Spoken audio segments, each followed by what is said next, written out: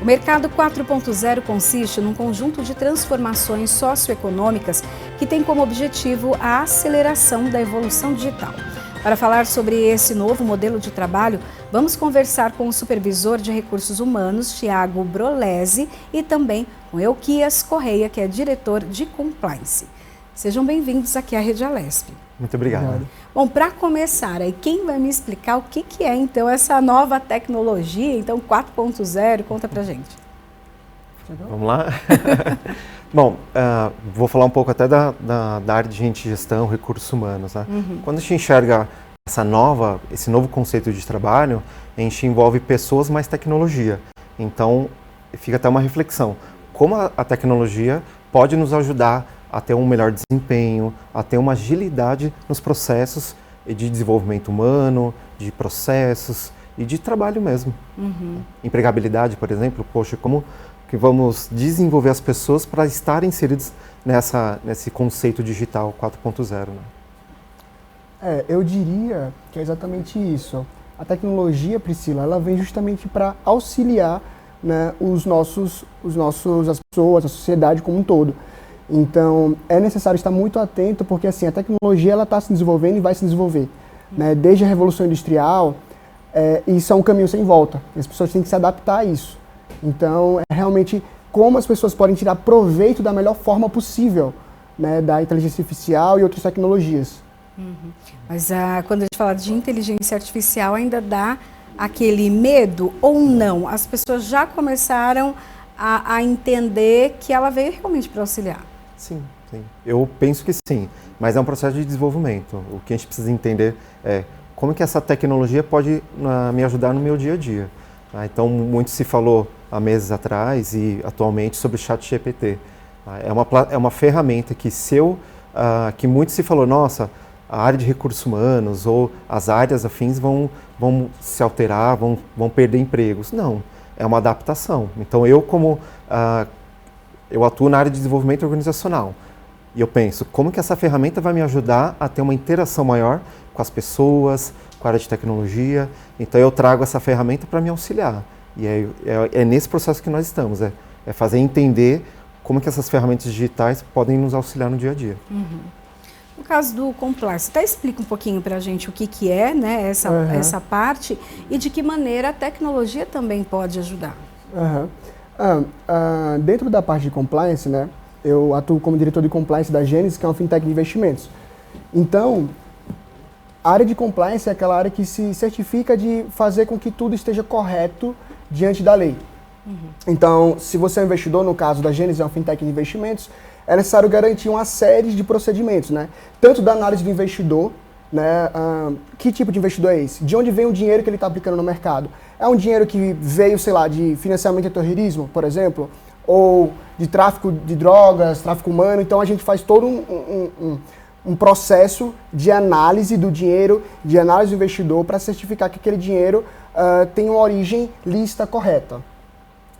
Além disso, como uma empresa de investimentos, nós temos diversas partes e setores dentro da empresa. A parte de produtos e economia, por exemplo, que faz a análise dos produtos, que faz o compliance, inclusive, das empresas que vão listar produtos financeiros, que vão fazer captações. Por exemplo, a empresa quer levantar um respectivo capital para uma operação delas, né? Uma operação que ela quer fazer algo e quer retornar isso para o investidor. Então a gente vai olhar e fazer, poxa, será que essa empresa opera corretamente? Ela vai utilizar corretamente o capital dos investidores? A operação existe? Como é que está os sócios daquela empresa? Então, o compliance é aquele que se certifica por ver a legalidade da operação como um todo e garantir um sistema financeiro mais seguro para todo mundo. Mas falando de tecnologia e aplicabilidade disso, que é o tema, a gente utiliza para diversas coisas. Por exemplo, hoje tudo é integrado, né? Então, tudo via API. A gente utiliza APIs dentro da nossa empresa para garantir que faz essa automatização e essa análise dos dados dos clientes, dos dados das empresas e dá um ok ou um não ok para a operação. E é isso que é inteligência artificial, né? Se você parar para pensar, qual é a base, qual é o tripé? É um sistema, inteligência artificial, que simula a inteligência humana. Como ela faz isso? Eu tenho que ter dados, eu tenho que ter modelos de análise desses dados e eu tenho que propor uma solução, uma resposta, né? Então, para isso eu tenho que ter 3 tecnologias aqui. Big Data, né? São dados em grande escala. Além disso, tem que ter bons modelos para analisar aqueles dados. E eu também teria que, então, ter um bom processo de computação em nuvem para garantir o processamento rápido desses dados. Baseado nisso, eu consigo dar uma resposta.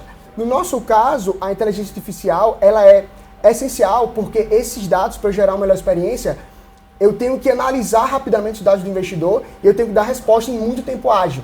Então, quanto mais rápido, melhor. Imagina você fazer um processo lá, jogar seus documentos no aplicativo de investimentos, de um banco ou qualquer coisa, e demorar, sei lá, 6 dias para voltar essa resposta. É decepcionante. Então, a gente consegue fazer isso quase que instantâneo através da inteligência artificial. Porque eu faço consulta de dados, seja na Polícia Federal, todo o sistema financeiro nacional, para garantir que aquela pessoa está aprovada ou não, e aí dá o ok ou não da operação. Então, a inteligência artificial nos ajuda no compliance, especificamente, muito nessa parte de análise de dados e aprovação de ofertas e transações. E até na parte que você falou, né, de investimento, às vezes tem a questão de a bolsa, a variação, são minutos. Ou você toma uma decisão em minutos, ou você perde uma grande oportunidade, ou perde muito dinheiro, né? E daí antes, como se fazia isso? Porque a gente fica imaginando, se são tantos documentos a se analisar, tantos contratos, tantas ligações, né, de onde aquela pessoa, aquela empresa tem operado. Como achado isso, né, se não for com a inteligência artificial? Como que fazia antes? O profissional olhava o documento? Sim, exatamente. Era tudo feito manualmente. Então, por exemplo, há alguns anos atrás, eu diria que uns 10, 15 anos atrás, essa operação seria feita por um analista de compliance. É óbvio que a gente tem analistas hoje, tá? Mas a tecnologia ela assumiu o protagonismo da operação. Então, o analista de compliance ele está mais ali para gerenciar a aplicabilidade da tecnologia, os inputs, né, as entradas ali. Então, ele faz a coordenação, ele faz uma análise e vê se a tecnologia está operando. Antigamente, era o próprio profissional que fazia. Então, eu tinha que ir na Polícia Federal e consultar um nada consta. Eu tinha que olhar no Serasa como é que estava a situação financeira. Então, fazia tudo isso manualmente. Hoje, através da inteligência artificial, o próprio sistema faz a consulta, ele pega o feedback e dá isso para a minha equipe de compliance, né? Então, é muito mais rápido. Então, saiu um processo de, sei lá, 3, 4 dias, 5 dias, há 10, 15 anos atrás, para minutos ou horas no máximo, quando a gente chega num ponto que, poxa, ó, tem isso aqui. Aí a equipe humana vai lá e vai levantar. Vamos analisar o caso desse cliente específico. Mas muitos clientes, em sua grande maioria, já sai a aprovação em minutos. E daí a gente tem esse exemplo, né? É uma questão bem técnica. Trata ali de contratos, são informações ali fixas, enfim. Quando se trata com um ser humano, porque hoje em dia, inclusive, a inteligência artificial tem sido utilizada para recrutamento, né? Para avaliação de currículos. Fala um pouco para a gente disso, porque daí não é mais, né, uma coisa só dados, só informações, são pessoas. Sim. A inteligência artificial, pelo menos na área de gestão, recursos humanos, ela auxilia para buscar o melhor candidato de uma forma mais ágil também. De que forma? Então, se o meu currículo está bem redigido e com palavras-chave que conectam com a minha oportunidade, há a possibilidade de eu aparecer mais rápido no feed, numa lista que tem uma interação maior com uma oportunidade, é maior também. Então, a inteligência artificial, nesse sentido, me auxilia a ter uma agilidade no processo. Agora, é claro, a pessoa, o profissional de recursos humanos ou recrutador de recrutamento e seleção, a pessoa vai ter que ter a responsabilidade de ler, avaliar, verificar se as questões culturais e feed cultural mesmo, né, da pessoa versus a empresa, conectam. Tá? E isso realmente, esse trabalho está direcionado ainda para uma pessoa, mas a tecnologia nos auxilia em chegar mais rápido nesse profissional. E daí no caso porque a inteligência artificial é que vai procurar esse currículo. Esse currículo precisa ser atrativo ou ter informações que a inteligência artificial queira. Sim. O que precisa colocar então no currículo a partir de agora? Sim. A sugestão que eu sempre dou é leia com atenção a oportunidade, o descritivo da vaga, verifique as informações que estão ali, porque ela precisa estar conectada também com o seu currículo. Um ponto que muitas pessoas acreditam é, eu vou encaminhar o meu currículo da forma que está, porque subentende que eu sou qualificado. E muitas vezes sim, a pessoa tem a qualificação.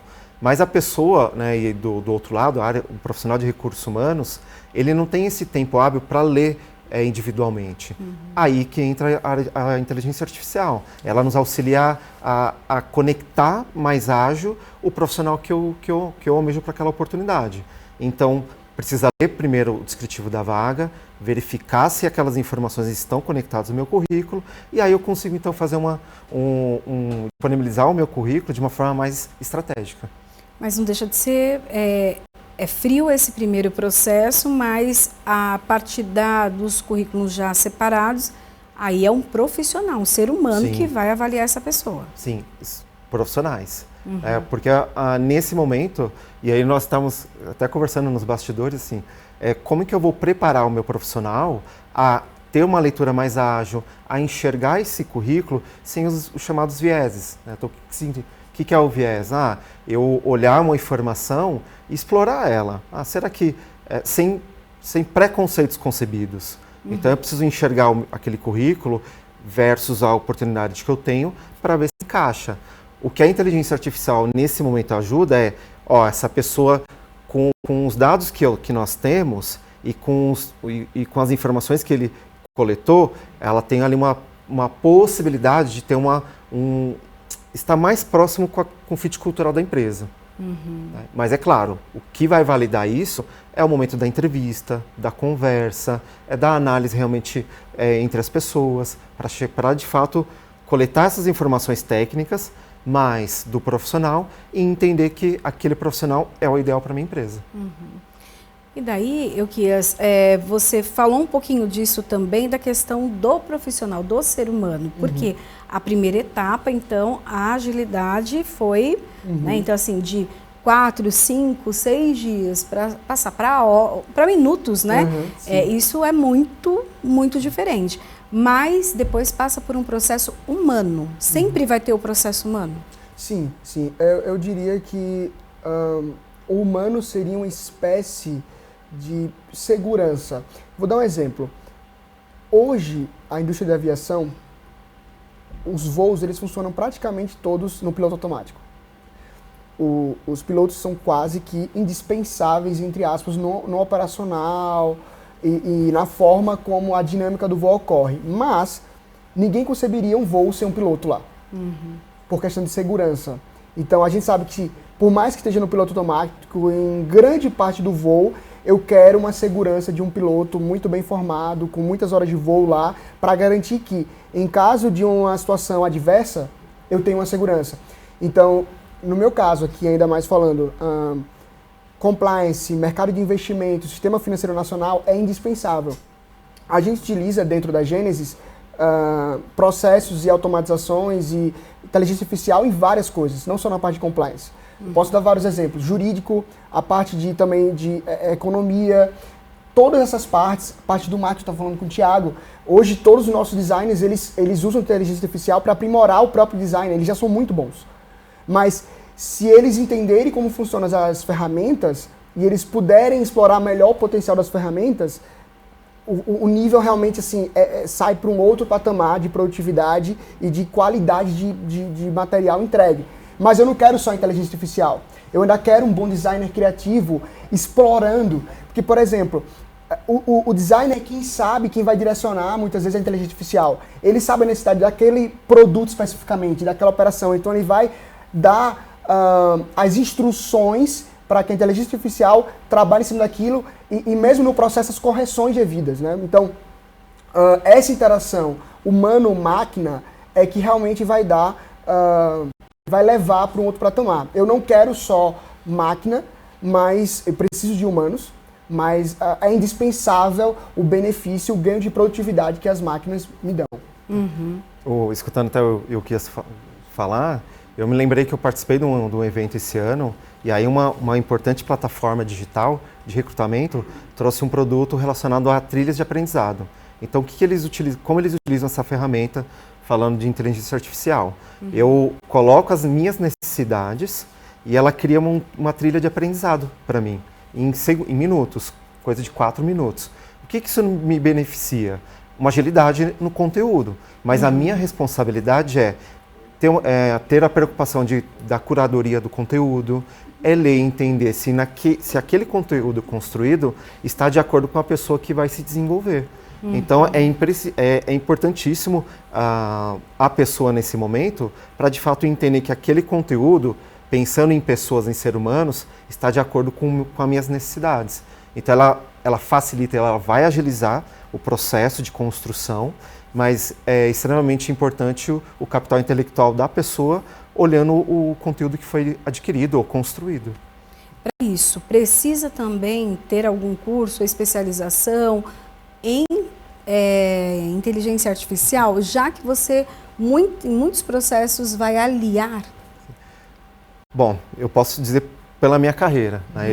Eu atuando com pessoas, gente de gestão, desenvolvimento organizacional, a minha carreira ela começa a ser enxergada também na área de tecnologia.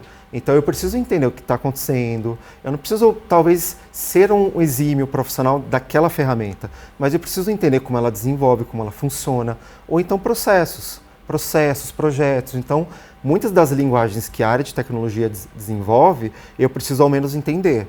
Para eu entender, eu preciso entender o conceito de empregabilidade até. Né? Poxa, para onde minha carreira está indo, o que eu preciso me desenvolver para estar atualizado.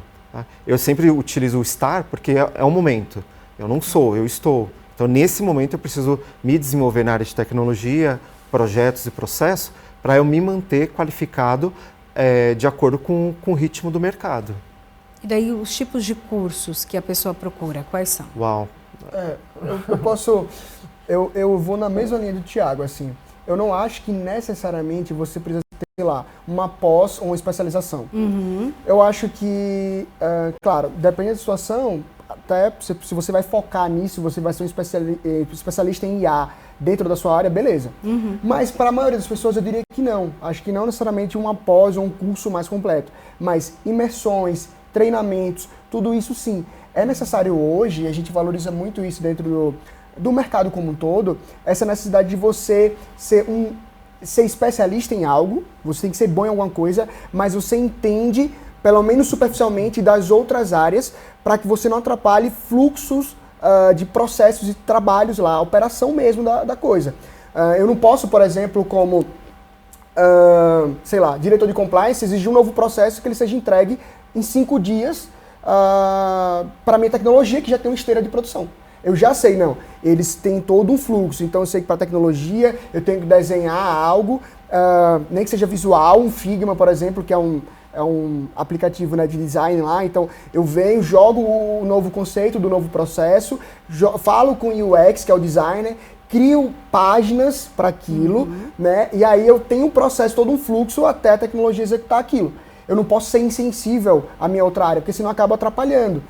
Então, como o Thiago bem falou, esse senso de eu, ao menos superficialmente, entender como as outras áreas funcionam e entender principalmente como eu posso utilizar a ferramenta de IA para ser mais produtivo.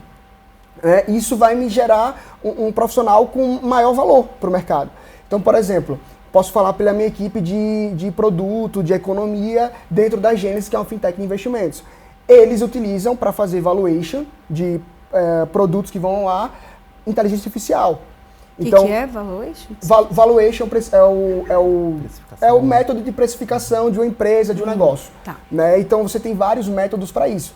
E eles jogam esses métodos dentro justamente da inteligência artificial, de um modelo onde eles colocam, como eu falei, né? O processo é uma tríade: dados, bons modelos de análise e um modelo de processamento ágil desses dados. Né? Então, eu jogo, por exemplo, um modelo estatísticos como Monte Carlo, por exemplo, eu tenho os dados e eu processo isso muito rápido com IA. Ao invés de eu ter um economista que vai, sei lá, durar 2 dias processando muitos dados de uma planilha de valuation extremamente complexa, eu jogo isso dentro de uma IA e ela vai me entregar a resposta em alguns minutos. O valuation em tal cenário é assim, valuation pré-money é assim, pós-money é assim. Ele dá todo um cenário desenhado e ele aumenta a eficiência. Agora, se eu sou um economista e eu aprendi a usar isso, eu me sobressaio no mercado. Se eu estou chegando numa nova vaga de emprego e eu falo, cara, legal o processo que vocês têm, mas sabia que dá para automatizar e agilizar muito isso?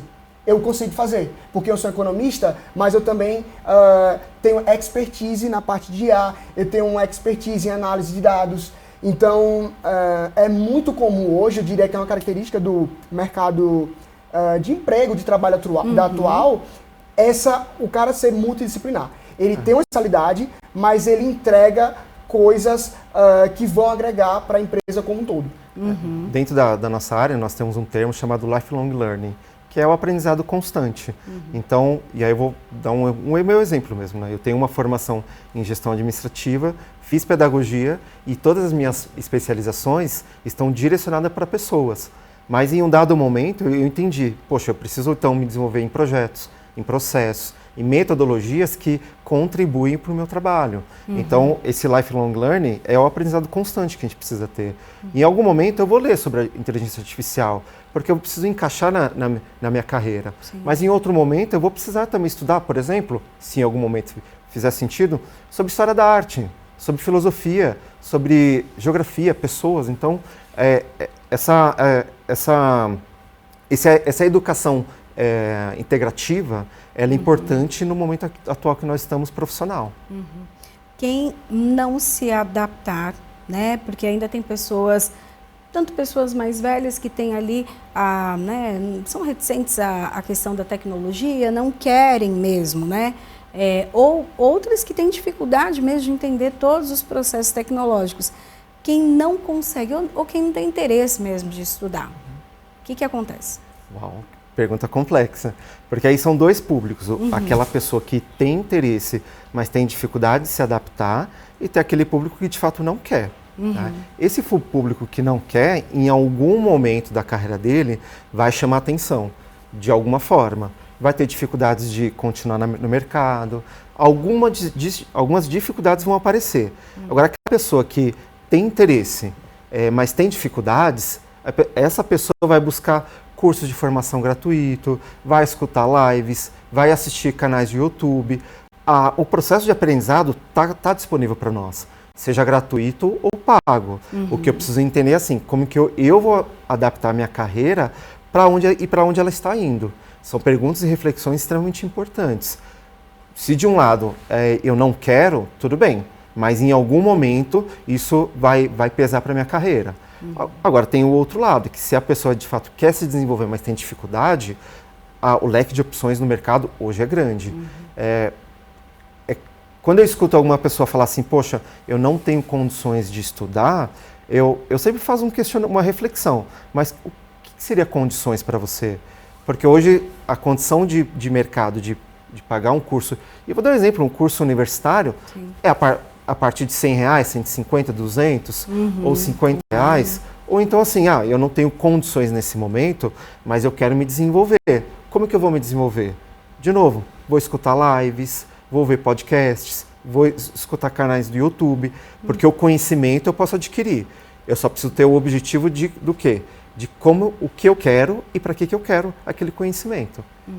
Eu diria também uma coisa importante. Conhecimento de fato é poder. Sim. E baseado no conhecimento que você adquire, você toma um posicionamento. Existe espaço no mercado para quem não quer trabalhar de alguma forma com a inteligência artificial? Pode existir. Por exemplo, se você quer atuar numa área que exige um toque humano, que exige uma extrema personalização, que exige um senso de criatividade muito grande, então vou dar exemplos. Se você é um artesão, eu acredito até que numa sociedade onde tudo é muito industrializado, sua arte pode ser até mais valorizada. Se você é um artista e desenha, talvez se você é um psicólogo, né? Eu não gostaria de fazer uma consulta de terapia com um robô, eu quero um humano, sabe, Priscila? Então, ainda vão existir demandas para pessoas, para negócios que vão exigir muito desse lado humano. Isso, ok. Agora, ainda que você vá para um lado onde a inteligência artificial ainda não seja a parte principal, o core, é interessante você conhecer e saber como aquilo impacta o seu mercado para que você se posicione da melhor forma. Por exemplo, talvez se você é um psicólogo, você vai continuar ainda dando as consultas normalmente, mas se você utilizar uma ferramenta de inteligência artificial X, você sabe que você consegue mais clientes do que você consegue hoje. Sabe? Se você não utilizar, você vai perder competitividade frente aos outros psicólogos que usam aquela ferramenta e se posicionam melhor, sei lá, nas redes sociais. Por onde você adquire? Talvez se você tem um canal, se você é um psicólogo aqui, eu estou usando esse caso específico, e o seu canal de chegada, de captura de clientes, é um canal que, sei lá, uma empresa específica já te indica e você tem muito volume, tá ok, você não precisa. Mas se você é um novo psicólogo, você não tem isso, e você precisa, sei lá, para as redes sociais, cara, talvez a tecnologia, a inteligência artificial seja interessante e importante para você se posicionar melhor e conseguir seus clientes. Então, assim, eu diria que estude como aquilo impacta, como o Thiago bem falou, no seu mercado e se posicione de acordo com aquilo. E trace sua melhor estratégia. Eu acho que tem espaço para todo mundo, sabe? Mas a gente não pode ser ingênuo. É o seu futuro que está em jogo. Né? Seu futuro financeiro, isso tem respaldo em diversas coisas na sua vida. Então, é importante estar bem atento. Pode falar. Eu acho importante até compartilhando. Né? Quando a gente fala de carreira, o que é importante a gente entender? Então, tem alguns pilares da minha empregabilidade que ela é importante sim a gente verificar, avaliar e ter como consciência. Né? Uma delas é, de fato, estar competitivo. Então, eu estou competitivo nesse momento atual? Sim ou não? Se não, o que eu posso fazer para me desenvolver? É educação? É um estudo? É um workshop? O que eu posso me desenvolver? Né? Então, esse é um dos 6 pilares que eu considero extremamente importante. E aí tem outros pilares. Né? Então, eu preciso entender também como é que eu estou competitivo no mercado. E aí entra com até um marketing pessoal. Existe um pilar de saúde financeira e emocional. Existe o pilar talvez financeiro. Então, eu preciso também colocar em prática, observação, o que esse aspecto financeiro pode ou está acarretando na minha carreira. Então, são pilares da empregabilidade que são extremamente importantes avaliar. Marketing pessoal, competitividade no mercado, a minha saúde física e emocional e saúde financeira. Eu colocaria como 4 pilares extremamente importantes. Bom, nós vamos fazer um rápido intervalo, daqui a pouquinho a gente volta para falar desse assunto tão interessante e que faz parte da vida de todo mundo hoje em dia. E a gente precisa entender um pouquinho mais sobre isso. Daqui a pouquinho a gente volta.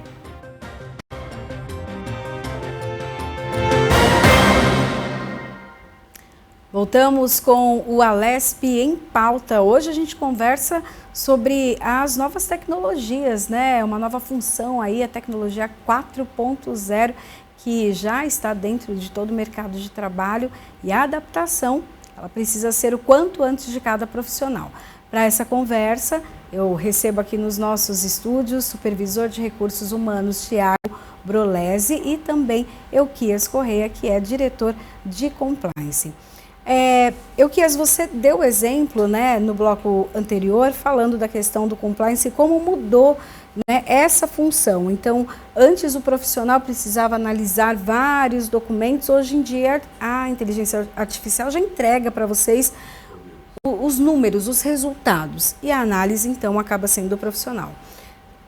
Nessa área, né, você já viu muitas partes, muitos processos, muitos profissionais que eram utilizados que não são mais utilizados, porque o medo da chegada da inteligência artificial é a perda de emprego. Eu diria, Priscila, que quem mais sofre nesse processo seriam as pessoas que trabalham de forma mais operacional. Então, no meu caso, no meu exemplo, na área de compliance, seriam as pessoas que fazem as consultas. O ato de meramente consultar, a inteligência artificial ela consegue substituir com muito mais agilidade e eficiência. Né? É uma capacidade de processamento de dados e de entregar a solução e a resposta absurda. Então, eu diria que essas pessoas com cargos mais operacionais, elas, de fato, têm a tendência de serem substituídas, já estão sendo substituídas no meu setor, e não só no meu setor, mas como em diversos setores. Agora, as pessoas que souberam e projetaram uma boa carreira, que foram inteligentes e se adaptaram, elas migraram e se adaptaram à nova situação. Então, geralmente, o que elas fazem, elas partem para uma parte mais analítica, né? Porque muito daquilo que a inteligência artificial faz como um todo, nesse processo de Big Data, né, de análise de diversos dados, né, de modelos de análise também que você coloca ali para auxiliar a inteligência a tomar decisão sobre aquilo, eu ainda preciso de um analista para melhor analisar as respostas. Então, para onde está indo? Por exemplo,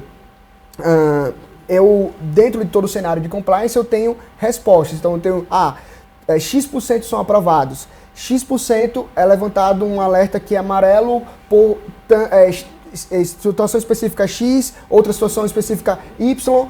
E esse cara de compliance, ele vai analisar a minha gestão e para onde a gente está indo. Por que que acontece isso? Tem um erro de tecnologia? Tem. Ele consegue analisar isso. Ele consegue entender desvio padrão, outliers, pontos fora da curva. Não, esse dado aqui deve ser desprezado. A tecnologia está me dando, mas eu entendo que é por esse fator externo aqui. Então ele faz uma melhor análise daqueles dados e ele consegue me direcionar, né, o setor, estabelecendo as diretrizes de como aquela área vai caminhar dali para frente. Então, quem se adaptou é quem melhor se especializou na parte de análise e na parte de gestão como um todo. Uhum. E até é uma questão que você comentava de olhar uma outra possibilidade quando a tua carreira está em risco, né? Sim. Quando aquilo que você já fazia está em risco. Sim.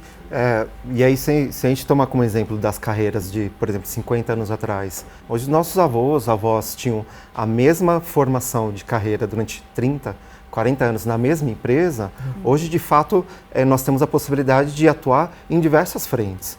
E aí, dando como exemplo, poxa, eu atuando como supervisor de gestão numa empresa, eu posso atuar também na área educacional, sendo um professor? Posso. Eu posso atuar como consultor? Sim.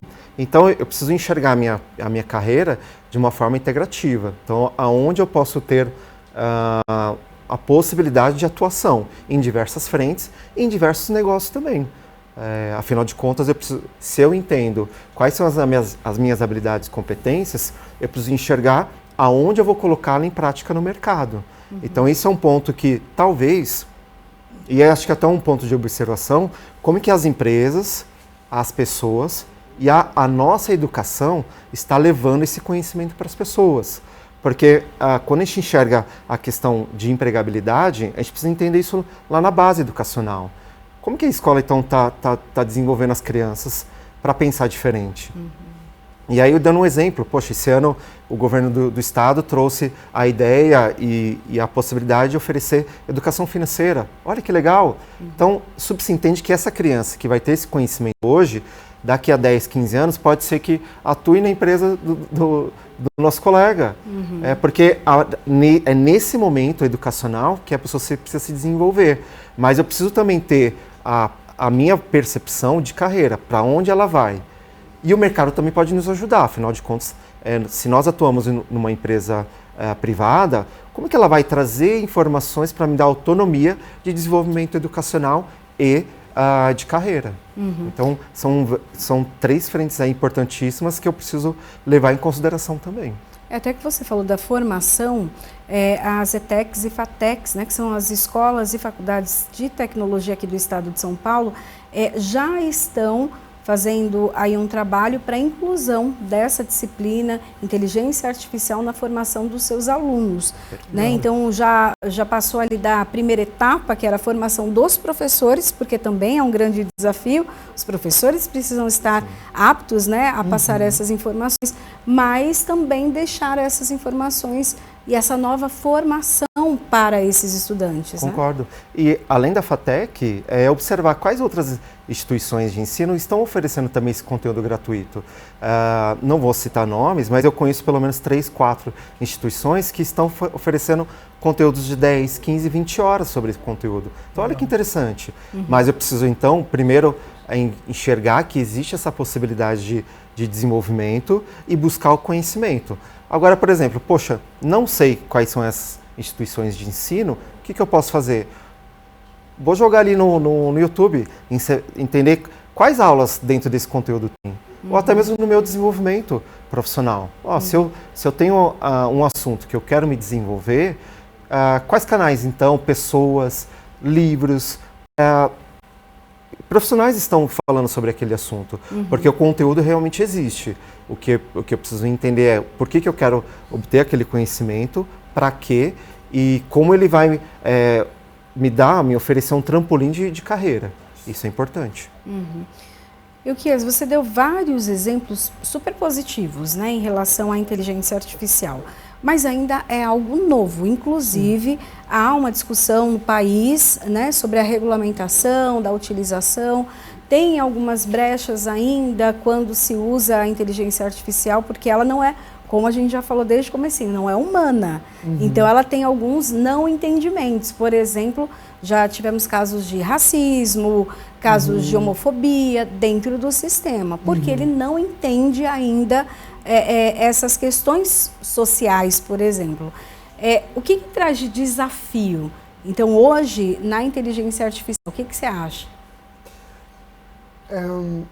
Esses pontos que você colocou relacionado a questões, né, sociais, sensibilidades como um todo, são questões que realmente devem ser bem analisadas. Porque se você parar para pensar, eu acho que o primeiro ponto é quem vai ser responsabilizado no caso de um erro de inteligência artificial. Né? Então, se um carro autônomo causa um acidente, quem se responsabiliza? É o fabricante? É quem proveu a tecnologia? Então, passa muito por questões éticas como um todo, questões legais, assim. Então, por isso que eu falo da necessidade ainda muito de uma gestão humana sobre a inteligência artificial. Então, eles operam, mas essa gestão humana, não só para a eficiência o uso eficiente, mas também para a própria responsabilização. Então, os papéis ficam muito claros.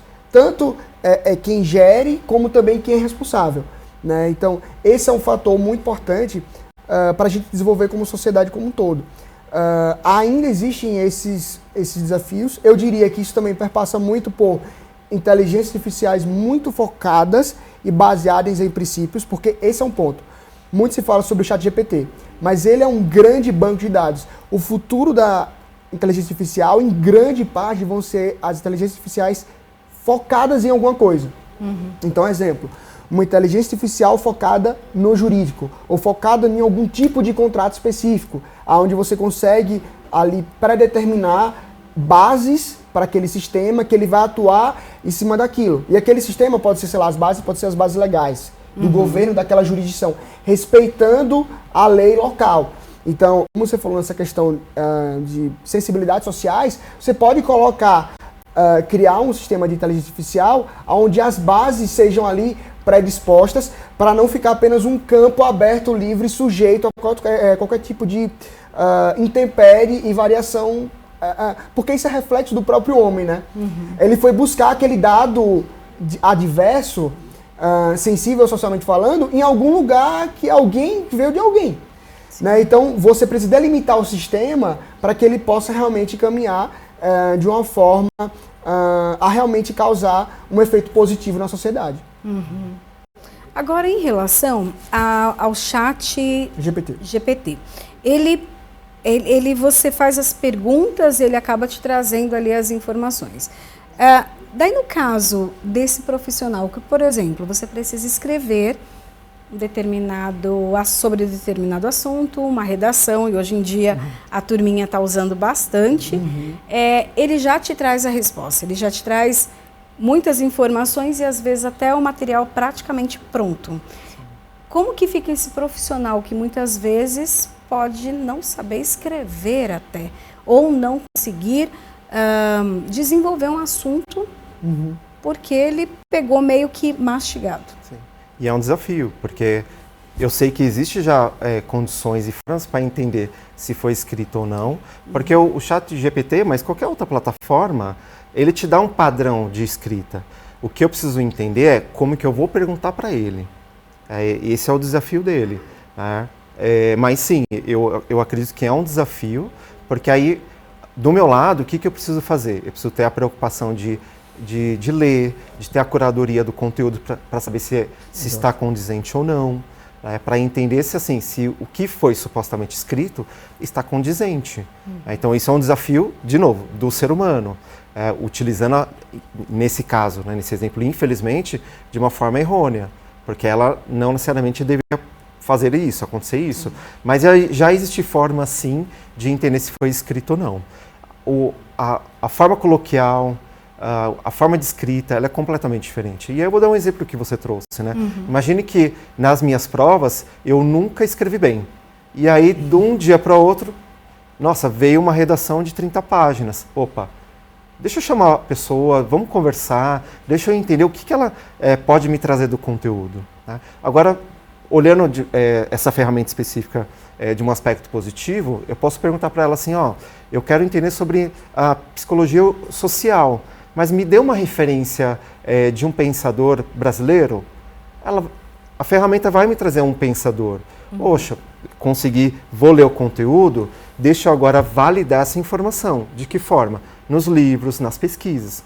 Então ela é um complemento, ela não pode ser base principal, mas ela agiliza o conteúdo. O que eu diria sobre esse assunto como um todo qualquer profissional que se preze, ele tem que ter controle total sobre todo o processo. Ele tem que saber, sabe? Primeiro, se você quer se posicionar à frente do mercado, você tem que entender o seguinte, tecnologia é commodity. O que quer dizer isso? Todo mundo tem. Você se acha muito bom por ter o ChatGPT à sua disposição, o seu concorrente também tem. Sim. Amigo, o que é que você tem de diferencial é a sua carreira que está em jogo. Eu venho nesse background mais de mercado, financeiro, e na faculdade era uma situação muito engraçada, porque quando a gente lidava com matérias ligadas à parte de exatas, contabilidade, matemática financeira, todas essas questões, alguns amigos, eles se gabavam de muitas vezes não ter que precisar fazer, porque usavam os sistemas, as calculadoras financeiras, etc. Eu falei, cara, independente daquilo que você vai utilizar ou não, você entende o que está sendo feito? Sabe, e se um dia você não tiver a calculadora para fazer, se tiver com um cliente, dependendo para fechar aquele negócio, você sabe calcular na mão? Você sabe se virar? Você tem autonomia? Você entende? Porque é esse o diferencial do ser humano, a racionalidade, sabe? Então qualquer profissional que se preze, ele tem que estar à frente. Ele pode utilizar o ChatGPT, mas ele vai direcionar o ChatGPT. Porque o ChatGPT não entende a situação específica dele. O ChatGPT é um banco de dados mundial. Vai ajudá-lo? Vai ajudá-lo. Mas esse potencial de saber explorar o melhor da tecnologia, só pessoas inteligentes, só pessoas que entendem de processos, entendem a realidade do mercado e pensa de forma muito racional e sabe como responder àquela necessidade em tempo ágil. Aí esses profissionais vão se diferenciar. Então assim, ChatGPT, ferramentas são importantes, mas todo mundo vai ter. O que é que você entrega mais? Entendeu? Eu acho que esse é o ponto. Vou dar até um exemplo, né? Partindo ali do princípio da área de recrutamento e seleção. Imagine que eu peça para um profissional ou para uma pessoa realizar uma prova no idioma inglês, ele jogar no Google Tradutor, qualquer outra plataforma, ele vai te dar as respostas. Mas em 2 minutos de uma conversa, se ele sustentou escrever um texto tão repleto de informações e termos robustos no idioma, vamos bater um papo aqui de 2 minutos só para validar o que você escreveu? E aí é nesse momento que o capital humano ele é extremamente importante, porque eu vou validar a informação. Ou até mesmo assim, poxa, eu vou escrever uma dissertação de um trabalho acadêmico. Poxa, eu vou construir ele dentro de uma plataforma digital, sabendo que existe uma banca de profissionais que já vivenciam aquele tema, pelo menos 20 anos a mais que eu. Então, é a ética e moral da pessoa que vai fazer, que vai definir a utilização bom ou ruim, certo ou errado da plataforma. Eu concordo, daria um exemplo no meu caso aqui, dentro da Gênesis. Por exemplo, todas as nossas ofertas, elas têm que ser submetidas à CVM, né, Comissão de Valores Mobiliários, que regula o mercado, as ofertas de investimentos como um todo no Brasil. Dentro disso, eu tenho que ter alguns conteúdos, alguns materiais para lançar e submeter a oferta. Por exemplo, um contrato de investimento coletivo, um prospecto. Imagina aqui uma situação adversa, utiliza-se apenas a inteligência artificial e eu não sei, enquanto instituição, defender o que foi apresentado à CVM. Se a CVM fizer um questionamento, eu não sei responder. Não, porque a inteligência artificial buscou modelos, foi no banco de dados concorrente, então como é que fica a minha situação? Então assim, o capital intelectual, como o Thiago bem falou, é indispensável, tem que ter total processo. Sou eu quem dou as diretrizes do que o ChatGPT ou qualquer tecnologia vai executar, e não o contrário. Eu não posso ficar à mercê da tecnologia. Então eu tenho que ter total domínio do meu processo. Bom, ainda aqui no Brasil há um processo, né, para colocar as regras de como vai ser a utilização da inteligência artificial, a questão do emprego, a questão do estudo. Inclusive, aqui na LESP há uma discussão sobre isso. Nós temos uma comissão chamada de Ciência, Tecnologia, Inovação e Informação que debate sobre isso. Também temos deputados que têm as frentes parlamentares que lidam sobre essa questão, né? Utilização das ferramentas tecnológicas para a empregabilidade. Fala um pouquinho para a gente, como que hoje está essa questão até da legislação dentro do nosso país e como a LESP, né, como uma legisladora aqui dentro do Estado. E a gente sabe que muitas coisas que acontecem no Estado de São Paulo acabam depois servindo como regra para outros estados. Como que a gente pode atuar aqui? Uau! Bom, pelo menos dentro da área corporativa, o que eu enxergo é que os modelos políticos e as ideias que estão propondo está ainda bem aquém da agilidade tecnológica. Então, imagine que a tecnologia está se desenvolvendo todos os dias, que está pelo menos 10 passos à frente, enquanto nós estamos trazendo conteúdos de planejamento e organização. O Brasil, São Paulo como um todo, vem pegando referências de outros países que já está melhor estruturado esse conteúdo, esse tema, para tomar como base. Mas enquanto a gente continuar discutindo e não sair soluções ágeis, a tecnologia está se desenvolvendo. E aí talvez o que foi proposto, o que vai ser proposto, vai ter que ter uma revisão. Porque talvez em algum momento as nossas políticas públicas não vão acompanhar o desenvolvimento. É um desafio. Precisa ser visto isso quanto antes? Sim. Para que pelo menos tudo que está sendo feito seja de uma forma politicamente correta, administrativa e até de compliance. Então eu sei o que eu estou fazendo e por que eu estou fazendo, porque tem um órgão que está regulamentando. Isso é um desafio e precisa isso ser colocado em pauta o mais ágil possível. Eu analiso isso, eu posso falar pelo meu mercado, porque o impacto da tecnologia em cada mercado é diferente. Então vai muito de mercado a mercado. No mercado do mercado financeiro, né, no nosso background aqui, investimentos, tudo isso, a nossa legislação hoje, a CVM especialmente, tem sido muito avançada e ela tem realmente permitido um ambiente de inovação, Priscila, muito grande. Assim, hoje em alguns setores a gente pode falar que a CVM, ela junto nesse caminho de ouvir o mercado financeiro, ouvir as empresas que estão na ponta de inovação, porque assim, o mercado está sempre à frente. O mercado é ativo. O governo como um todo e a regulamentação ela é reativa. Então a gente faz inovação e o governo vai dizer, nossa, vamos entender o que é isso aqui. Depois que ela entende, como é que a gente pode regular da forma a trazer mais segurança para todo mundo, para as empresas, para os clientes, e aí começa a se dar os passos realmente para uma caminhada segura de evolução enquanto sociedade. No nosso mercado, falando do mercado de investimentos como um todo, a CVM tem dado muito apoio, não só a CVM, mas o Banco Central também, porque existe uma estrutura, por exemplo, chamada Sandbox, caixa de areia. É um ambiente só para inovação, projetos inovadores, disruptivos, que utilizam tecnologias diferenciadas. Por exemplo, no mercado financeiro, a tecnologia da blockchain tem sido muito incentivada. CVM e Banco Central estão apoiando isso. O próprio Real Digital é a prova disso, que é em blockchain. E no mercado de investimentos, né, aí falando pela Gênesis como um todo, a utilização da blockchain, né, para criar ativos, tokens, a CVM tem dado todo o aval, toda a segurança para isso, porque ela entendeu a tecnologia, ela escutou, ela separou aquilo que pode ser nocivo daquilo que é bom, aquilo que é seguro, aquilo que realmente agrega na vida das pessoas. Então, assim, com a blockchain você tem mais segurança, você tem mais transparência, você tem uma trilha de auditoria de transações totalmente sem possibilidade de hacker, por exemplo. Isso é muito seguro, isso é muito bom, né? Então, você pode consultar o dado a qualquer momento, todo mundo está ciente de tudo, o investidor, o emissor, o órgão regulador. Então, a CVM entendeu isso e ela apoiou. Então, assim, falando de mercado financeiro, eu posso dizer que a gente está, a nível global, muito avançado. À frente de jurisdições como, por exemplo, em alguns sentidos, os Estados Unidos.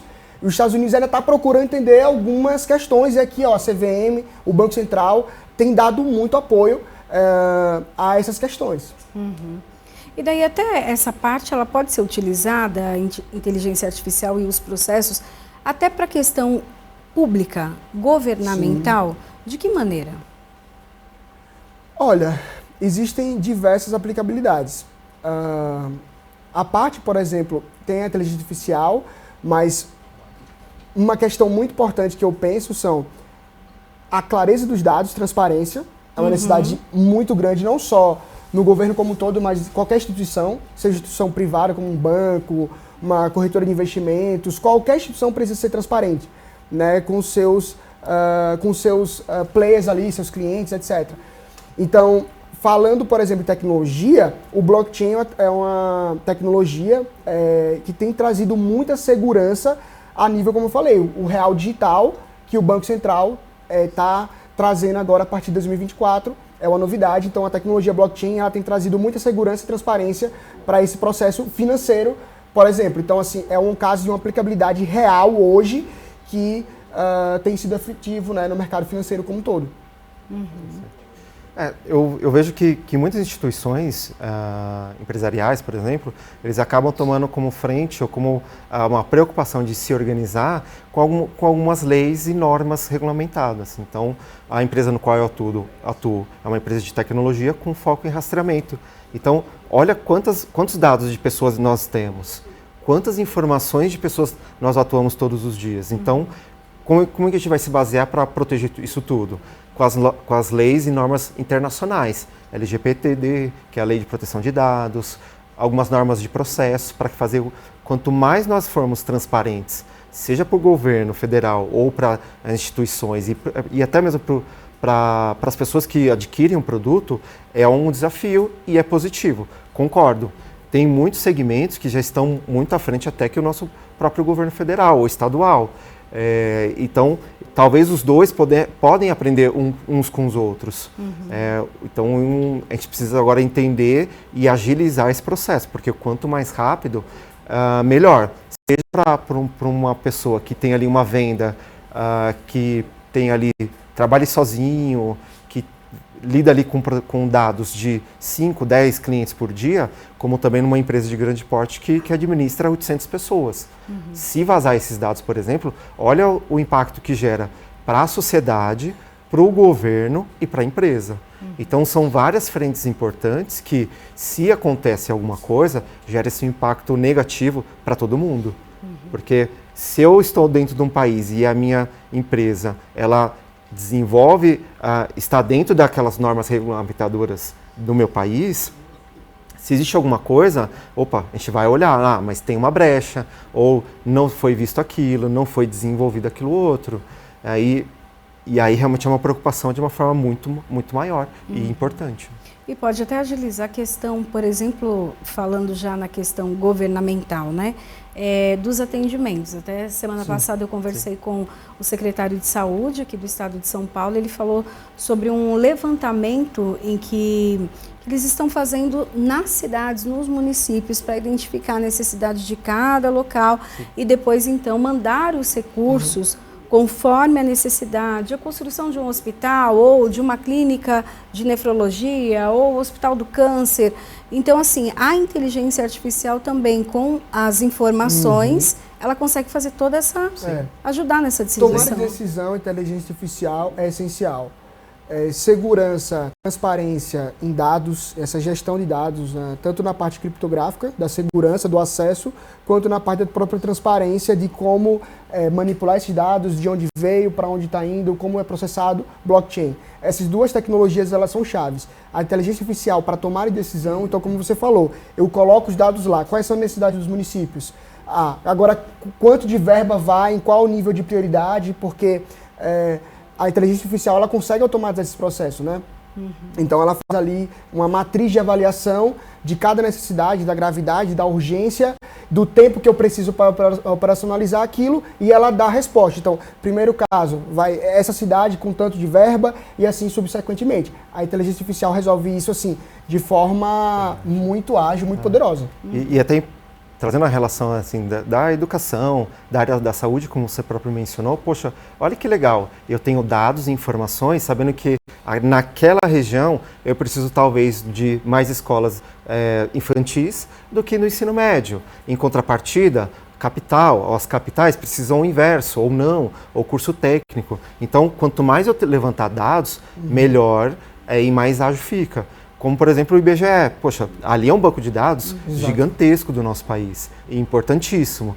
Como que nós, população, e eles vão utilizar essas informações para chegar nessa maturidade? Olha, então, nessa região eu preciso de mais saúde pública, ou até mesmo, e um exemplo de saúde, poxa, eu preciso mais de um atendimento psicológico, porque foi procurado naquela base, naquela UPA, por exemplo, ou UBS, 50 pessoas nesse mês buscando informações sobre profissionais de saúde, de psicologia. Olha que interessante.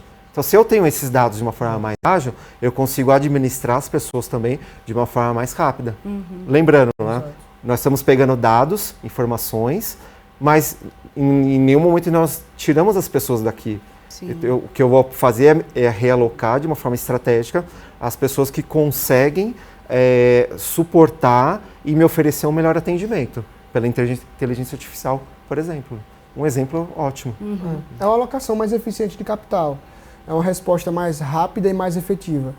É sobre isso que vai gerar o desenvolvimento da sociedade realmente, né? Bom, quero agradecer essa conversa que foi ótima, esclarecedora, né? Bacana conversar sobre isso. Um assunto que está no dia a dia de todo mundo e que a gente precisa se adaptar, precisa conhecer, como conversamos aqui. Bom, quero agradecer então a participação hoje aqui conosco do Supervisor de Recursos Humanos, Tiago Brolesi. Muito obrigado pela sua participação. Obrigado pelo convite de um assunto extremamente importante e atual. Obrigada. Também agradeço a participação com a gente aqui de Elquias Correia, diretor de Compliance. Muito obrigada. Obrigado, Priscila. Obrigado, nossos queridos espectadores. É uma satisfação enorme poder, de alguma forma, agregar, né, com a sociedade, com o poder público também. Estamos sempre aqui. Obrigada. Bom, e o Alesp em Pauta fica por aqui. A gente se encontra na programação da Rede Alesp. Tchau, tchau.